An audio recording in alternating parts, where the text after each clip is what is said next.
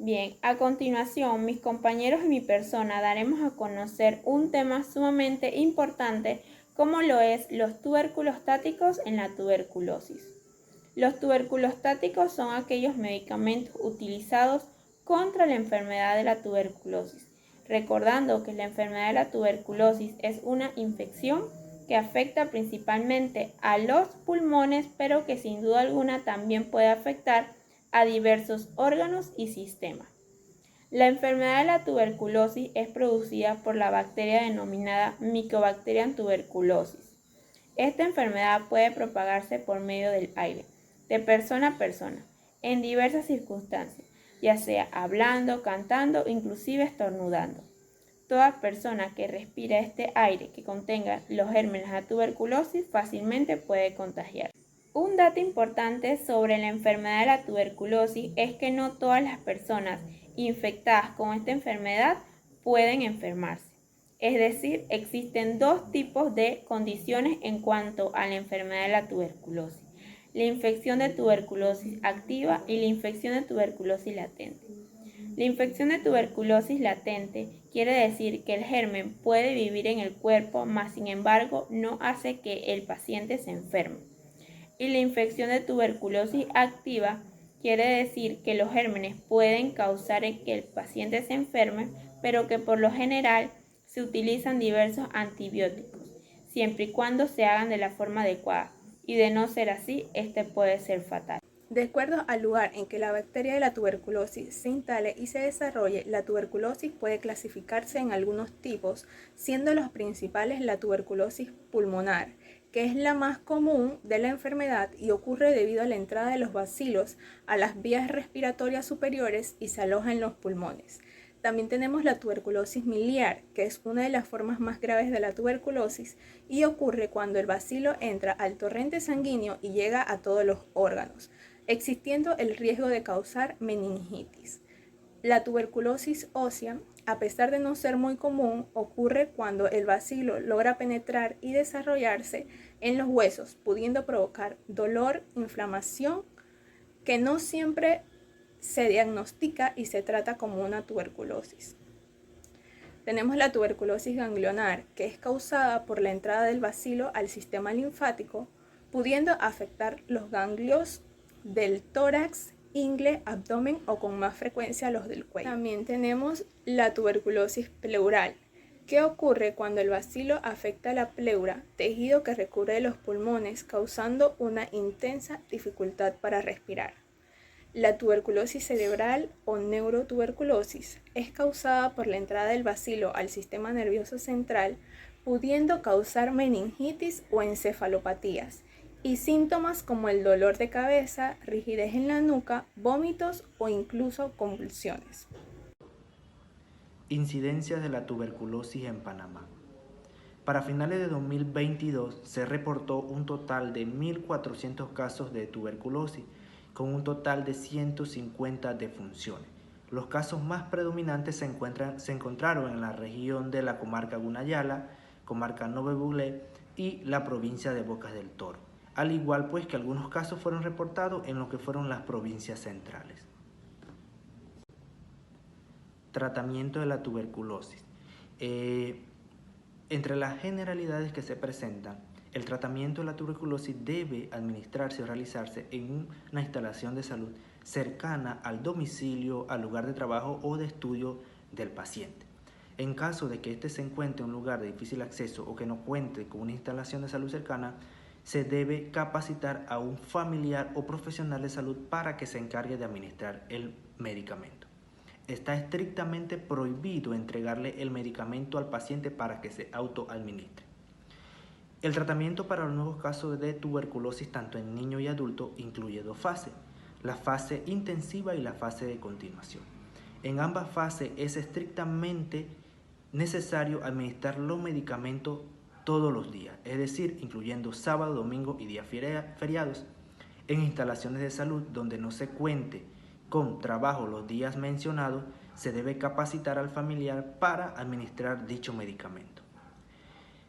Se debe registrar en la tarjeta de control de pacientes con tuberculosis la dosis y el día en que se realizó la administración del tratamiento. En los casos de tuberculosis extrapulmonar no complicada, se va a utilizar el mismo tratamiento para la tuberculosis pulmonar con un total de 6 meses. En casos de tuberculosis a nivel renal, óseo o articular o a nivel abdominal, se va a extender el tratamiento hasta 9 meses. En casos de la tuberculosis del sistema nervioso central, el tratamiento debe llevar un proceso de 9 a 12 meses donde se va a sustituir el etambutol por la streptomicina. Entre las dosificaciones que están presentes tanto en la primera fase como en la segunda fase del tratamiento de la tuberculosis, podemos hacer mención de los tratamientos de la primera línea o la fase intensiva, que es la isoniazida, la rifampicina, también el etambutol, streptomicina y la piramidacida. Son medicamentos que forman parte de la primera línea con dosificaciones que van desde 10 miligramos por kilogramo de peso hasta 25 miligramos por kilogramo de peso. Algunos presentan mecanismos de acción bactericidas y otros bacteriostáticos, con potencia alta y potencia baja, con dosis máximas que pueden ir desde 300 miligramos hasta 600 o 1200 miligramos de dosis. En cuanto al tratamiento de segunda línea o la fase de continuación, solamente está la isoniazida y la rifampicina. Son fármacos que presentan también dosis tanto para adultos como para niños que van desde 10 miligramos por kilogramo de peso hasta 15 miligramos por kilogramo de peso, con dosificaciones que van desde 300 hasta 900 miligramos de dosis máxima. Mecanismo de acción de los fármacos tuberculostáticos. El mecanismo de acción de los fármacos tuberculostáticos es inhibir la síntesis de ácido micólico, que es un constituyente importante de la pared celular micobacteriana. Estos fármacos son bactericidas o bacteriostáticos dependiendo de su concentración y penetran fácilmente en la pared bacteriana y es igualmente eficaz contra las localizaciones intracelulares y extracelulares. También actúan inhibiendo a la ARN polimerasa dependiente de ADN de la micobacteria, específicamente la fracción beta de la enzima, bloqueando así la síntesis de ARN, inhibiendo la expresión de genes y causando posteriormente la muerte celular. Entre los efectos adversos que se pueden presentar debido al tratamiento para la tuberculosis, ya sea con medicamentos de la primera línea o la segunda línea, están los siguientes. Se pueden presentar daños hepáticos, hipersensibilidad con presencia de fiebre y erupciones cutáneas, mareos, somnolencias, cefalias, actividad de las transaminasas con hepatotoxicidad. Se pueden presentar cuadros de neuropatías periféricas por deficiencia de vitamina B12 y síndromes similares a la influenza. Pruebas que se deben solicitar. A todos los pacientes se le deben solicitar pruebas de función renal y pruebas de función hepática, antes de su tratamiento. Si se observa un aumento de la alaninominotransferasa 5 veces mayor a su valor normal, debe ser referido el paciente hacia un especialista. Si se dispone de un PCR en tiempo real, sería bueno para así conocer su mejor manejo. Si se observan baciloscopías positivas, estas se deben solicitar un PCR de tiempo real, un cultivo y una prueba de sensibilidad de droga.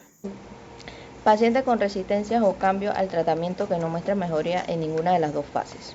En casos presuntivos de tuberculosis farmacoresistentes en pacientes, se debe solicitar VAR, cultivo tradicional con las pruebas de sensibilidad, PCR en tiempo real y otras técnicas moleculares. Se debe notificar inmediatamente al coordinador general de PCTB, epidemiología y enviarlo con el especialista. Se puede producir tuberculosis resistente a medicamentos cuando los medicamentos que se usan para tratar la tuberculosis se utilizan o administran de manera inadecuada. Por ejemplo, cuando las personas no terminan la tanda completa del tratamiento, cuando los proveedores médicos recetan un tratamiento inadecuado, ya sea en dosis o en tiempo, cuando los medicamentos para el tratamiento adecuado no están disponibles y cuando los medicamentos que están disponibles son de mala calidad. Clasificación basada en la resistencia a medicamentos. Tenemos los monoresistentes, que son resistentes a un solo medicamento de primera línea, los poloresistentes, que son resistentes a más de un medicamento de primera línea, los multidrogoresistentes, que son resistentes al menos a la isoniazida y a la rifampicina a la vez. Los extensamente resistentes son resistentes a cualquier fluoroquinola y al menos uno de los 3 medicamentos de segunda línea inyectable. Los resistentes a las rifampicinas son detectados utilizando métodos fenotípicos y genotípicos con o sin resistencia a otros medicamentos. Se debe sospechar resistencia a medicamentos de tuberculosis en los siguientes casos: las baciloscopias positivas al menos al segundo mes de tratamientos, pacientes que han tenido contacto con casos de tuberculosis resistente, casos de tuberculosis previamente tratados que reingresan, pacientes con diagnóstico de fracaso a los tratamientos, pacientes con morbilidades y trabajadores de la salud relacionados con el control de tuberculosis y los pacientes dependientes de drogas lícitas e ilícitas. La estructura que podemos observar es la piracinamida, uno de los tuberculostáticos que se usa en el tratamiento de la tuberculosis.